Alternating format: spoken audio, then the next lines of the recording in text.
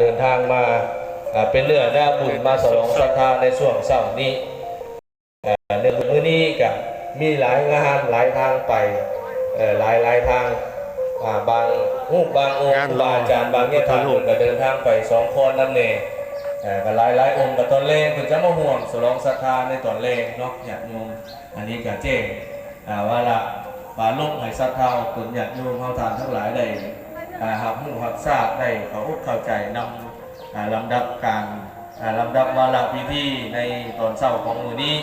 และสำหรับตอนแรกนั่นก็เป็นเริ่มนับตั้งแต่เวลา5 โมงเป็นต้นไปเนาะศรัทธาตนญาติโยมฉะนั้นให้ออกตนญาติโยมเฮาท่านทั้งหลายได้กะเกียมแนวกะเกียมเตรียมพร้อมพ่อเพื่อเราจะได้เข้าสู่พิธีทางศาสนาเนาะทางหน่วยงานควบคุมเครื่องเสียงเฮาก็ได้มอ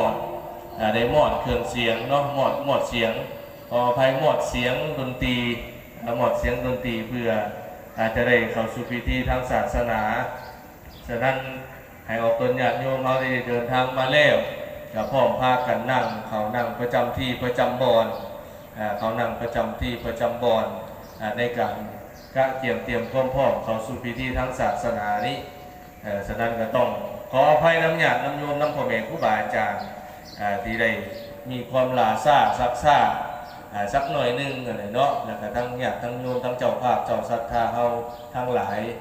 ที่เห็นให้มีการรอคอยเนิ่นนานกับอิงใส่การเวลาอันจ้อจัดแดดก็ต้องขออภัยนำหลายๆสายทานศรัทธาออกตนญาติโยมเฮาทั้งหลายเนาะ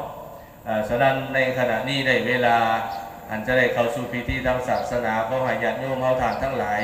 ได้พร้อมเพรียงกันกะเกียมใต้ธูปใต้เทียนเนาะเพื่อจะได้เข้าสู่พิธีทางศาสนากะเกียมเตรียมพร้อมไว้ได้พร้อมเพียงกันไว้เนาะศรัทธาออกตนญาติโยมขอน้อมไหวเดคุณพระศรีรัตนตรัยอันเป็นผู้ที่ทุ่งไทรในบวรพระพุทธศาสนาขอน้อมนมัสการถวายความเคารพมายังพระเดชพระคุณญาทานใหญ่สมบูรณ์สิริปัญโยคณะที่ปรึกษาศูนย์กลางอพสประธานที่ปรึกษาอปสแขวงสวรรณเขตเป็นเจ้าอธิการวัดชัยภูมิรามโดยความเคารพนับถือเป็นอย่างสูงยิ่งขอน้อมนมัสการถวายความเคารพมายังพระเดชพระคุณพระอาจารย์ปทศรศิลป์ไสยสวรรค์คณะบริหารงานประจำการอปสแขวงหัวหน้ากรรมาธิการการต่างประเทศแขวงสวรรณเขตขอน้อมนมัสการถวายความเคารพมายังพระเดชพระคุณพระอาจารย์วรจิตจุมจันทจักรคณะอปสแขวงห้องประธานอปสนครไกรสอนพรหมวิหารที่นับถือขอน้อมนมัสการถวายความเคารพมายังพระเดชพระคุณญาฐานวงศิลป์รัตนพรในนามเจ้าคณะเขตชัยภูมิรามพร้อมด้วยพระสงฆ์สมณีทุก